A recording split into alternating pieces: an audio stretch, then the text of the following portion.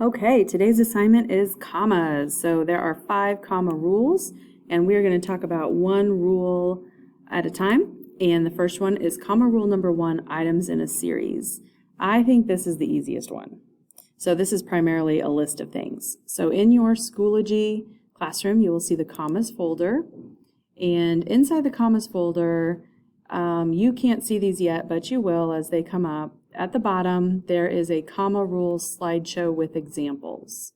The comma rule slideshow has every rule in it, and you only need to focus on number 1 at this point. So the rule is use a comma after every item in a series, which is a list of more than 2 things. So an example, students will receive paper, pencils, and rulers at the beginning of the test. And you can see a comma here separating paper and pencils, and a comma here separating pencils and the word and.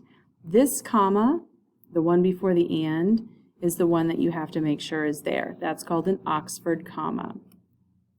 So once you're done reviewing the slide, and here's another example here, then you can go back to your Schoology, and there is an assignment called number 1, commas with items in a series.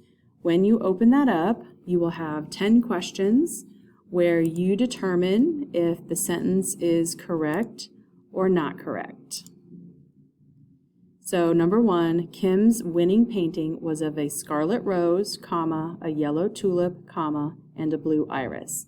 Are the commas correct? And again, you're only looking at commas with items in a series.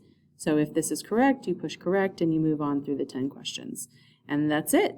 Comma rule number 1. If you have any questions, make sure you ask, make sure you email, make sure you jump on a Google meeting when we have them, and get your questions clarified.